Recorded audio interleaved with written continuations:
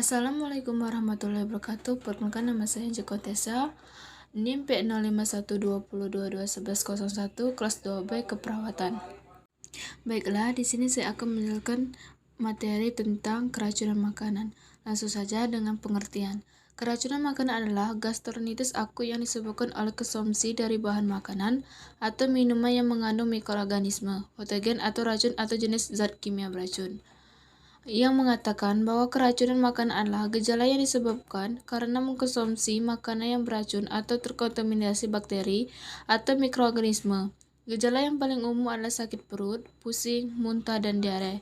Makanan yang dapat menyebabkan terjadinya gejala keracunan makanan bisa juga nampak kurang membahayakan, misalnya warna, rasa, dan bentuk fisik yang tampak normal dan tidak ada tanda-tanda kerusakan, tetapi ternyata mengandung bakteri atau mikroorganisme yang membahayakan. Adapun penyebab keracunan makanan secara biologis, keracunan makanan secara biologis karena memakan tumbuhan yang mengandung substansi yang terdapat secara alami dan bersifat membahayakan.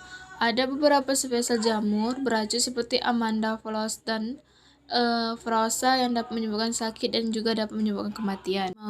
Keracunan makanan secara kimia disebabkan terdapatnya bahan kimia beracun dalam makanan. Keracunan tersebut dapat berasal dari bahan kimia pertanian yang sengaja dipergunakan untuk kegiatan produksi.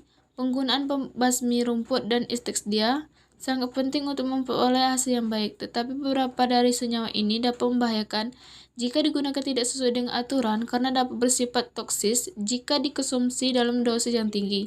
Sedangkan pada jumlah yang kecil biasanya tidak menimbulkan pengaruh bahaya di dalam tubuh. Bahan kimia pembasmi rumput dan insektisida harus diuji terlebih dahulu sebelum dipasarkan dan petani harus diberi instruksi yang rinci tentang cara-cara penggunaan yang baik. Keracunan makanan terjadi karena organisme kontamin masuk ke dalam makanan. Salmonella, Campylobacter, Listeria, Clostridium botulinum, dan Escherichia atau disebut dengan coli adalah organisme yang sering menyebabkan keracunan makanan. Yang umum terjadi, yang pertama itu diare. Diare ditandai dengan tinja encer ketika buang air besar dalam periode 24 jam. Yang kedua, nyeri dan kram perut. Yang ketiga, sakit kepala. Yang keempat, mual dan muntah. Yang kelima, demam. Yang keenam, kelelahan. Cukupi kebutuhan cairan tubuh, konsumsi makanan yang tepat. Selanjutnya, hindari penggunaan obat-obatan tanpa resep dokter. Yang keempat, konsumsi air jahe. Selanjutnya, gejala keracunan makanan yang perlu segera diobati. Yang pertama itu demam tinggi, kram parah pada perut, BAB berdarah, pandangan kabur, otot-otot tubuh terasa lemah, kesemutan atau mati rasa, muntah setiap kali makan atau minum, sangat lemas atau pingsan. Adapun lama efek keracunan. Gejala keracunan makanan dapat terlihat setelah beberapa menit, jam, atau hari. Setelah mengkonsumsi makanan yang terkontaminasi, kecepatannya tergantung dari jenis makanan dan penyebabnya. Umumnya, keracunan makanan bukanlah kondisi yang serius dan dapat sembuh dengan sendirinya. Selanjutnya, faktor risiko keracunan makanan. Faktor risiko biasanya tergantung pada organisme apa yang mengkontaminasi makanan, jumlah yang dimakan, umur, dan status kesehatan saat ini. Ada beberapa kelompok yang memiliki risiko yang lebih tinggi untuk terjadi keracunan makanan, yaitu yang pertama adalah orang tua. Pertumbuhan usia dapat membuat sistem imun mengalami penurunan fungsi. Itulah sebabnya lansia memiliki respon imunisasi yang lebih rendah terhadap makanan yang terkontaminasi sehingga lebih mudah untuk mengalami keracunan makanan. Yang kedua, wanita hamil. Perubahan metabolisme selama hamil akan meningkatkan risiko terhadap keracunan makanan. Reaksi tubuh terhadap organisme kontamina juga dapat lebih parah dari biasanya. Yang ketiga, bayi dan anak-anak.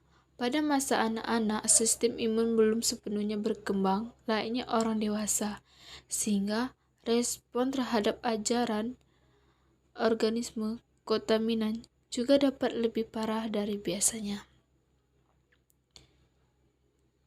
Bayi dan anak-anak, pada masa anak-anak sistem imun belum sepenuhnya berkembang layaknya orang dewasa, sehingga respons terhadap pelayanan organisme komitmen dalam makanan juga makin rendah.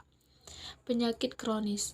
Memiliki penyakit kronis seperti diabetes dan penyakit liver dapat menurunkan respons kekebalan tubuh terhadap paparan organisme kontaminan. Demikian juga orang dengan kondisi khusus seperti mereka yang sedang menjalani kemoterapi. Selanjutnya, diagnosis keracunan makanan.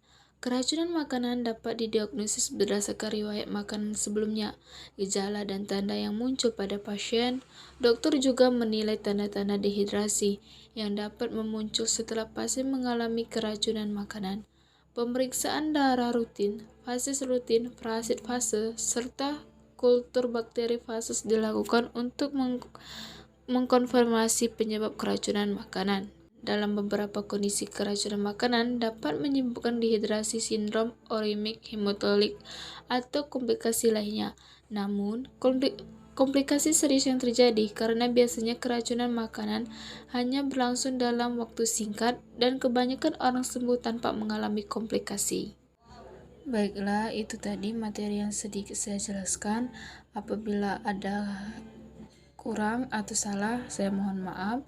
Wassalamualaikum warahmatullahi wabarakatuh. Terima kasih.